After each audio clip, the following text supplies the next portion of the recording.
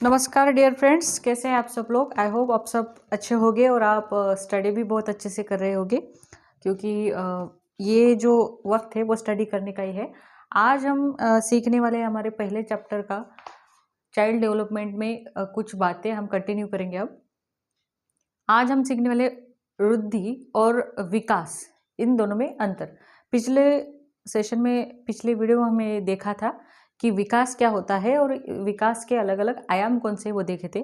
आज हम देखने वाले हैं कि वृद्धि और विकास, ये इन दोनों में क्या अंतर होता है।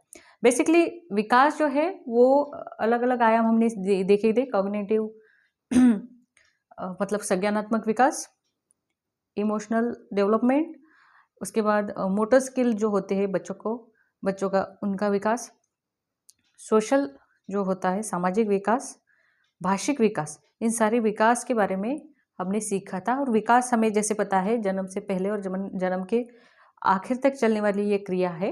लेकिन वृद्धि एक ऐसी चीज़ है वो जन्म पूर्व से तो शुरू होती है, लेकिन वो जन्म मतलब ख़त्म होने तक नहीं होती। तो वृद्धि के बारे में ये है कि आपकी जो फिजिकल ग्रोथ है वो जो होती है उसे हम बोलेंगे वृद्धि। और विकास जो होता है ना, वो हम विचार कैसे करते हैं, हम स्किल कैसे नए नए सीखते हैं, तो इन सारी चीज़ों से जुड़ा होता है विकास। तो इन दोनों का डिफरेंस हम आज समझने वाली इस सेशन में। तो बेसिकली अगर वृद्धि जो होती है वो शरीर का जो फिजिकल जितने भी एस्पेक्ट होते हैं उससे जुड़ी होती है। परिमाणात्मक यानी क्वांटिटेटिव होती है वृद्धि, मतलब उसको हम उसका पैमाना हम उसको हम माप सकते हैं। उसका बच्चे का वेट कितना है, हाइट कितनी है, इस तरीके से उसको हम देख सकते हैं। लेकिन विकास का ऐसा कोई मापन हम एग्जैक्टली नहीं कर सकते। तो ये बिग डिफरेंस दोनों में होता है।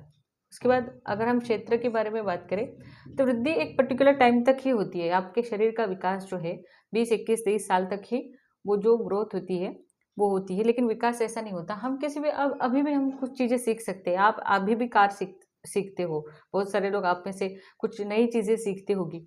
तो उस सीखने के लिए, सीखने के जो स्किल है आप में जो डेवलप होता है, या फिर बहुत सारी चीज़ें हैं, इमोशनल लेवल पे हमारा बहुत कुछ चेंज होता है, तो वो जुड़ा होता है विकास से। और उसका क्षेत्र तो बहुत बड़ा है, या फिर उसकी कोई लिमिट नहीं होता। 50 की साल में एज में भी हम बहुत कुछ सीख सकते हैं।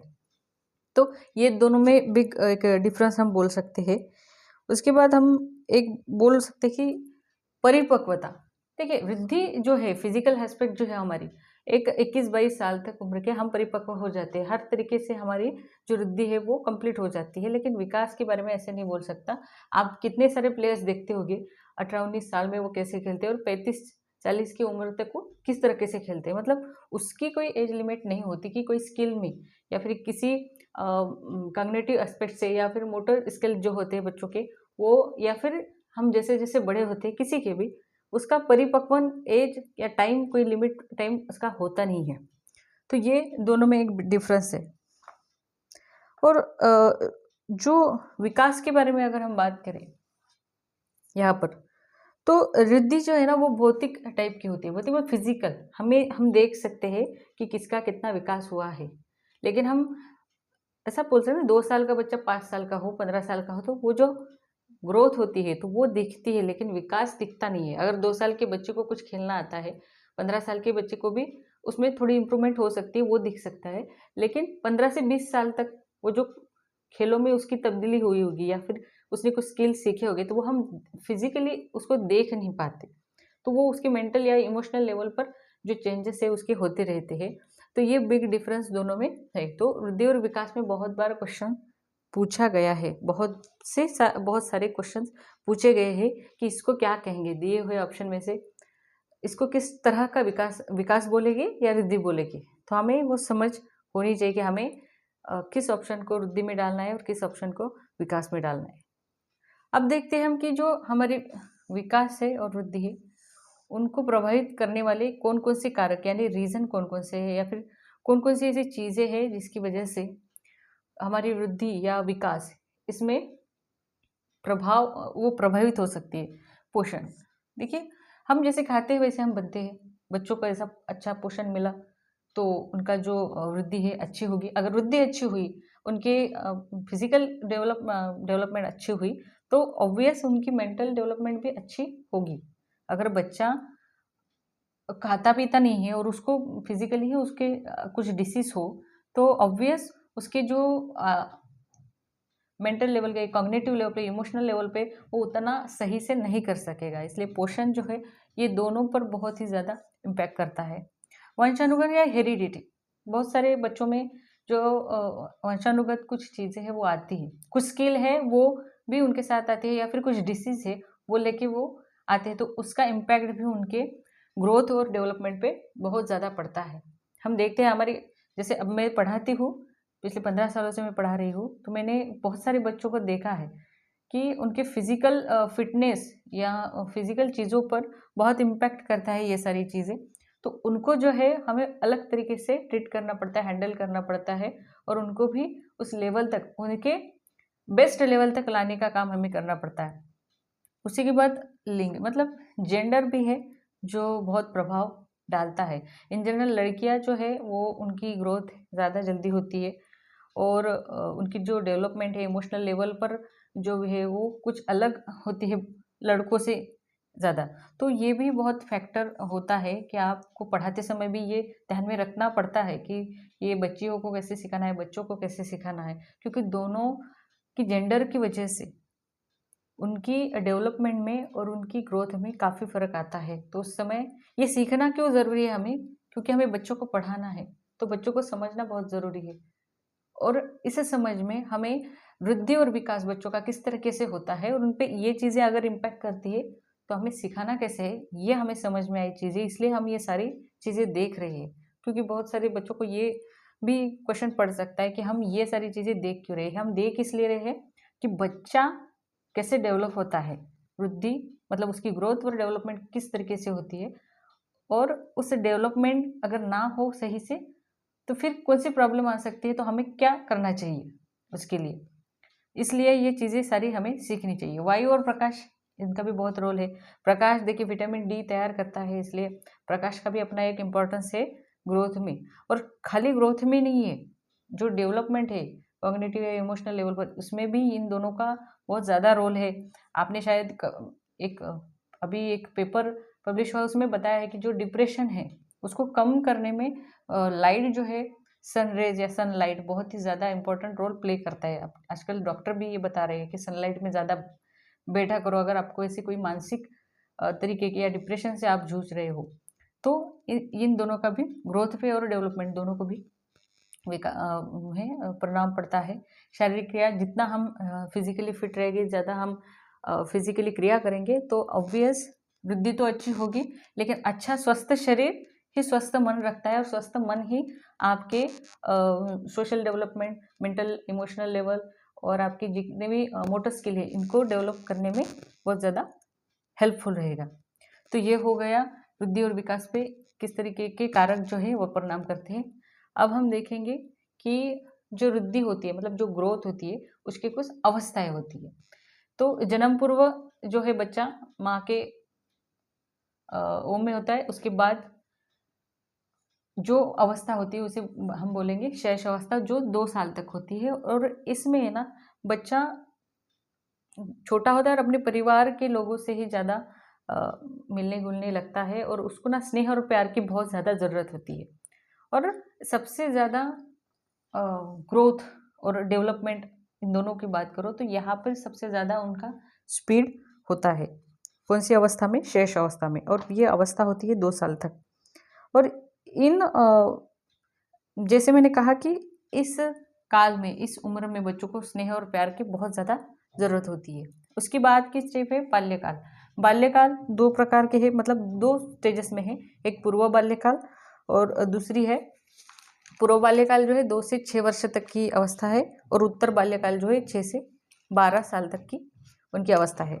अब 2 से 6 साल तक के जो बच्चे होते हैं तो वो नकल करते हैं, मतलब जो भी लोग हमारे घर में हम बच्चे देखते हैं कि जो भी दादा पापा जैसे कोई बोलता है तो उनकी नकल करते हैं, बोलने में, चलने में, कुछ चीज़ें करने में। तो नकल करके वो बहुत सारी चीज़ें सीखते हैं। और भाषा खास तरीके से हम अगर बोला जाए, नकल करना और भाषा ये सीखना, ये बहुत ही इस एज में ये सारी चीज़ें होती है। इस एज में भी अपने परिवार के लोगों के साथ वो थोड़ा ज़्यादा सुरक्षित महसूस करते हैं रदर देन बाहर के लोगों से। अब इसके आगे हम जब पढ़ते हैं उत्तर बाल्यावस्था में, तो यहाँ पर समाज से कांटेक्ट आना बच्चों का शुरू होता है। समाज के जो अलग अलग घटक हैं उनके साथ इनका जो संबंध है वो आना शुरू होता है, और इस काल में ही बच्चों की बौद्धिक, नैतिक और सामाजिक तर्कशील ऐसे अलग अलग चीज़ों का विकास होना प्रारंभ होता है। इन बच्चों को जो है समूह में रहना अच्छा लगता है, और जो उनके लिंग के लोग हैं उनके साथ दोस्ती करना इनको बहुत ही अच्छा लगता है। और इस काल में ना नियम, जो रूल्स है वो फॉलो करना बच्चों को अच्छा लगता है। 6 से 12 वर्ष तक, मतलब आप बोल सकते हैं पहली से 6वीं तक के जो बच्चे होते हैं, ऐसे बच्चे। और इनकी ना खोजी दृष्टि होती है। खोज, ये थोड़ा इम्पोर्टेंट चीज़ है कि इनको ना हर चीज़ में खोजना है कि ये कैसे करता है, ये क्या कर, ये चीज़ कैसे चलती है, हर चीज़ के पीछे क्या कारण हो सकता है, इसकी खोजबीन करना इस एज के बच्चों को बहुत ही अच्छा लगता है। इसलिए ये चीज़ अगर हमें पता हो, और आप अगर टीचर हो 1st to 6th के बच्चों के, 1st to 5th या फिर बोल सकते हैं, तो आपको ना इस चीज़ को लेके उनको अलग अलग एक्टिविटीज़ आप उनको दे सकते हैं। या फिर ऐसा क्वेश्चन भी बन सकता है कि किस उम्र के बच्चों के लिए आप ऑब्जर्वेशन का कोई टास्क एक्टिविटी है, तो इनमें से किस बच्चों के लिए ये ज़्यादा अच्छी रह सकती है। तो इस प्रकार का भी क्वेश्चन यहाँ पर बन सकता है। इसके बाद आती है किशोरावस्था। किशोरावस्था जो है वो होती है 12 से 18 साल तक की जो अवस्था होती है उसे हम बोलेंगे किशोरावस्था। तो हमें इसके बाद की युवावस्था है, लेकिन ये 3 अवस्था है जो है वो काफ़ी इम्पोर्टेंट है, इसलिए हम ये पढ़ रहे हैं। तो किशोरावस्था जो है उसमें ना बच्चों का हाइट भी बढ़ जाती है, वेट भी बढ़ जाता है, और उनका जो चौड़ाई जो बोलती है शरीर की वो भी बढ़ जाती है। उसी के साथ उनके जो अलग अलग शरीर के अंग होते हैं उनकी भी ग्रोथ इस एज में हो जाती है। मांसपेशियाँ जो है वो भी तेज़ी से बढ़ती है, और अलग अलग जो रिप्रोडक्शन के जितने भी पार्ट है बोल सकते हैं हम, उनकी भी ग्रोथ इसी एज में होती है, इसमें किशोरावस्था में। और इन बच्चों को ना मैं कौन हूँ इस बारे में बहुत ही ज़्यादा क्या होता है, उत्सुकता होती है कि ये इस सवाल का वो खुद में इम्पोर्टेंस देने की प्रवृत्ति जो है ये किशोरावस्था में बहुत होती है। मैं कौन हूँ, क्या हूँ, और खुद से जुड़े हुए सवाल या फिर खुद को थोड़ा ज़्यादा इम्पोर्टेंस देना, ये इसी किशोरावस्था में के अभिलक्षण हम बोल सकते हैं। और इसी एज में बाहर रहना या फिर मित्रों के साथ ज़्यादा घूमना, मित्रों की बातें ज़्यादा मानना घर वालों से ज़्यादा, ये सारी चीज़ें यहाँ पर हमें देखने को मिलती है। इस अवस्था में शिक्षकों, मित्रों और अभिभावकों को सही मार्गदर्शन और सही सलाह देना इस एज के बच्चों को बहुत ही ज़रूरी होता है, क्योंकि ये बच्चे अभी दुनिया उन्होंने देखी है, बाहर के बच्चों के साथ वो ज़्यादा उठना बैठना पसंद करते हैं घर वालों से ज़्यादा। तो ऐसी कंडीशंस में उन पर ध्यान रख के उनको अपना सही गाइडेंस करना, उनको थोपना नहीं है लेकिन उनको अच्छे से गाइड करना, उनको अच्छे तरीके से समझ लेकर उनको कुछ बताना, ये बहुत ही ज़रूरी होता है किशोरावस्था में, क्योंकि ये बच्चे ज़्यादातर फिर ज़्यादा सुनते भी नहीं है किसी के। तो एक ये भी आर्ट है, अगर आप इन बच्चों को सिखा रहे हो तो ये चीज़ आपको पता होनी चाहिए, ये भी एक आर्ट है कि किस तरह इनको हम गाइड कर सकते हैं, उनको थोड़ा प्यार से कंट्रोल करके। उसके बाद की अवस्था है युवावस्था, तो वो हम ज़्यादा नहीं देखेंगे। अब देखिए अधिगम। अधिगम यानी लर्निंग। अधिगम यानी लर्निंग। लर्निंग मतलब सीखना। देखिए हम अपनी ज़िंदगी में सक्सेसफुल होने के लिए ये चीज़ बहुत ही ज़रूरी है, अधिगम। जो अधिगमन करता है उसी का विकास होता है, मतलब वो ही आगे बढ़ सकता है। अधिगम के सिवा हम मतलब अधिगम है तो ही हमारी प्रगति, प्रोग्रेस है। हम जहाँ भी आज है, आप लोग पढ़ रहे हो, तो ये किसकी वजह से है? अधिगम। अब अधिगम यानी क्या कि परमानेंट चेंजेस इन बिहेवियर, हमारी जो बिहेवियर है उसमें चेंजेस लाना।